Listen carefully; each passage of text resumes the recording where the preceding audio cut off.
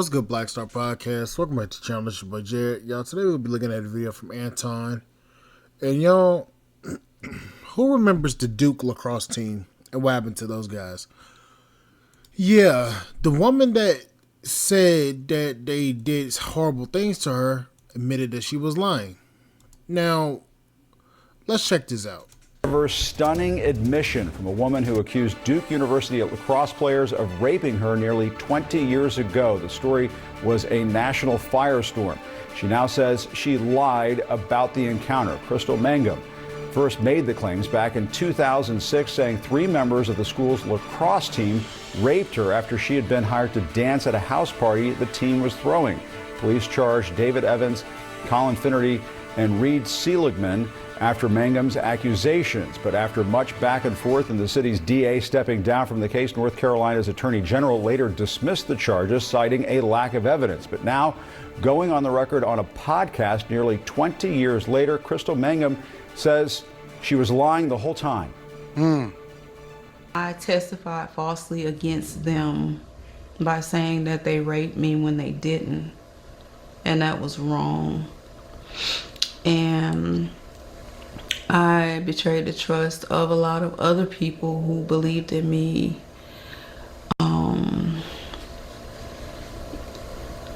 And made up a story that wasn't true because I wanted validation from people and not from God. And that was wrong when God already loved me for who I was, regardless. I didn't need to seek validation from him because I already had validation from him. I just didn't know it. And I hurt my brothers. And I hope that they can forgive me. You know, I'm going to say it and I'm going to say it again. Women that lie about rape charges and allegations, they need to be arrested. They do. Because the fact that this woman ruled those men's lives by lying, and this is why men don't believe women when they say that stuff's happened to them. Because it's women like this that lie all the time that shake the trust and shake they shake the belief of men that something's actually happened to you. Women like this is the reason why men don't trust women when they say that they've been raped. I know there's women that's been raped in their life. But the thing is, it's women like this that lie, that destroys that faith and that confidence in what a woman says that she's been touched inappropriately. This woman needs to be in jail. I'm sorry. She messed up those men's life and she lied for 20 plus years. You lied for 20 years and you talking about I'm sorry? Man, bitch, I'm sorry don't fix nothing. You had 20 years to come out and say that you was lying. 2024, you magically say, oh, I'm lying? Hell no. And I want them to know that I love them and they didn't deserve that. And I hope 20 years she said that they didn't deserve that. And she's sorry, but she loves them. 20 years now you saying, bitch, no. they can forgive me. And that I hope that they can heal and trust God and know that God loves them and that God is loving them through me, letting them know that they're valuable and that they didn't deserve that. Joining me now is CNN's Gene Casares, who reported heavily on this case. Gene, give us a sense of how impactful and controversial these accusations and the result were at that time. Let's hold off for a second because I want my credit. I want my credit. I've been screaming at the rooftops, and I've been saying this on every platform, including the Monday Night Show with Q, on After Hours, on the Millionaire Morning Show, And people have been saying that I'm crazy, and I'm not crazy. And I've been bringing visibility to stuff like this and issues that has been playing out in this community. And it's one of the reasons why I'm absolutely positively against convicting people in a court of public opinion. And I was citing this case in particular, and people was acting like they didn't know what I was talking about. But God works in mysterious ways. Let me know inside of the chat if you've been hearing me say this and cite this as an example of why men need to get off of being feminists in the bandwagon and joining this Me Too movement and automatically convicting guys in a court of public opinion, especially when you a regular guy, considering everything that's happening to all of these celebrities. Now, I'm not saying that every single woman that comes to the front of the congregation and say that they did something wrong or something did something wrong to them is lying. That's not what we saying. What I'm saying is, let's get to the evidence. Let's see what happens. Let's get to the thick of things before we remove their careers, before we remove their reputations, before we destroy their lives, before we remove their ability to be able to provide for their families. Because these guys, when you Google their name, yeah, I'm going to have my moment right now. These guys, when you Google their names, it's automatically associated with a charge that they did not do. And at that time, the coach got fired. The players' lives were ruined. People messed up their bag all because everybody was quick to rush to judgment. And nobody, and I mean absolutely nobody, came back and held anybody accountable. Yet you want to come back and say, I hope you heal. Listen, God bless you. God bless you. But I am a huge advocate for, if somebody accused somebody of something that they didn't do, and you're able to prove that they were lying, that they should receive the same sentence of whomever it was that they were accusing. I'd say throw them in the damn jail and then throw away the key. Because there's no way that this woman shouldn't be charged. There's no way this woman shouldn't be charged.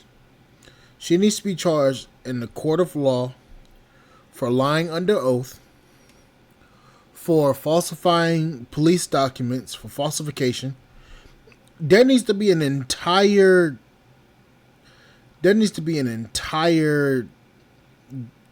ordeal that needs to happen with this, because these boys' lives have been ruined because of this woman.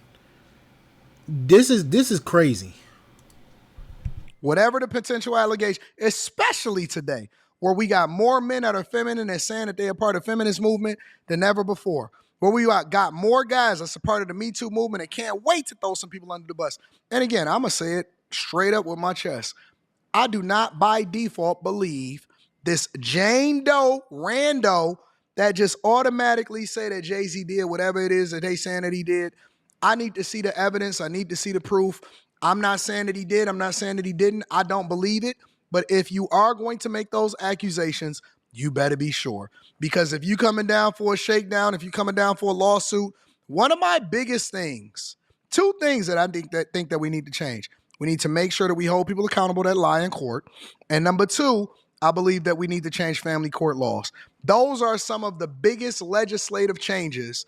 Oh, and you can't just throw blanket trafficking charges just because somebody caught a flight or crossed state lines. I'm against all of that. But in a general sense, if y'all see this story, I mean, tell me that God ain't real. I've been screaming this from the rooftops on every platform that I can find and citing this as an example.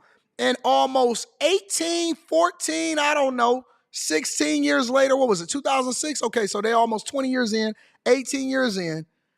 These guys are just now getting justice and vindication and getting their names possibly cleared, but you can't really erase the whole memory of it. So they was young guys having a good time, and then you can automatically accuse them of doing something that they didn't do. And their parents' lives was ruined, the coaches' lives, everybody's lives is ruined. That's messed up, bro. I remember... I'm going to say this. This woman This woman deserves to go to jail. There's no amount of I'm sorry, y'all shouldn't have went through this that she can say. There's nothing that you can say that would acquit this woman from jail. She lied. She lied under oath. She lied to everybody, and then these men's lives have been destroyed, have literally been uprooted and destroyed. You have no credibility at this point. There's no I'm sorry that you can say.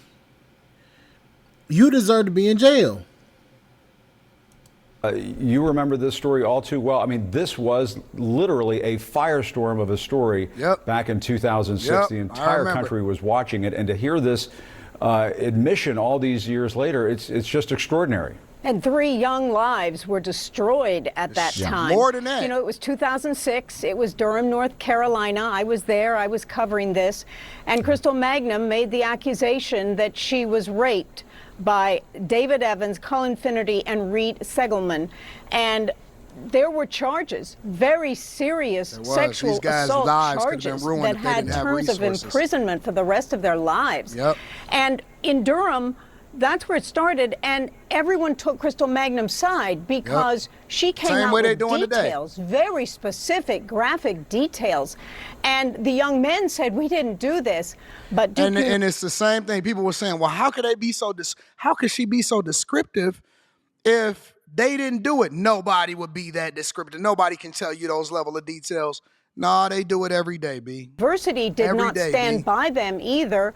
They were just really silent, but everyone was focused that she was telling the truth. They weren't. Then it went to a national level. And she was black too.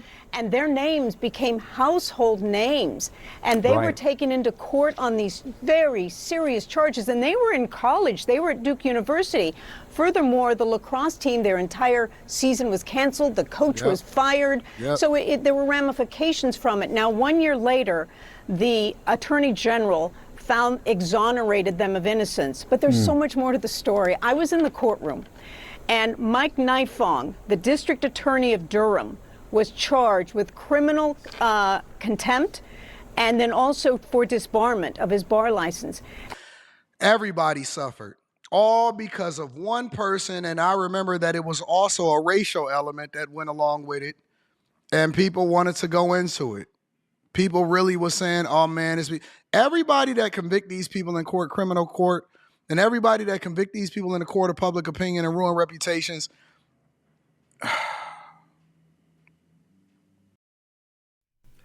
Black women, I'm going to say this.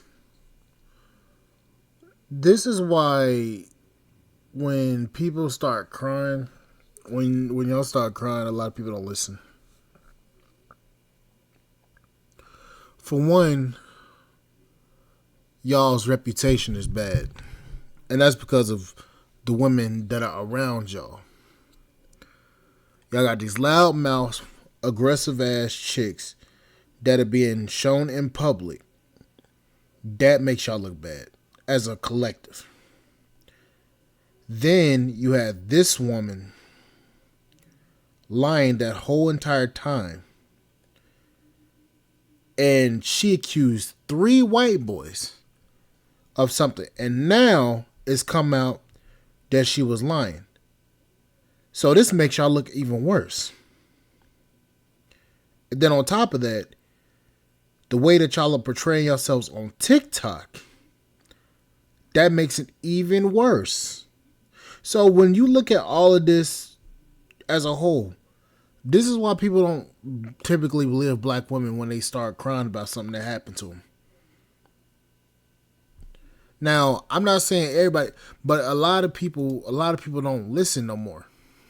And it's not because they don't want to, it's because we've been duped, we've been hoodwinked, we've been finagled by women like this that's lied under oath, that's lied all the damn time about shit, and they've made you look bad. All I'm gonna say is this. Black women, this needs to be talked about by y'all. Y'all need to start holding these women accountable. But anyways, I'll catch you guys on the flip side. Thank you guys for listening, and I'll see you guys later. Bye, guys.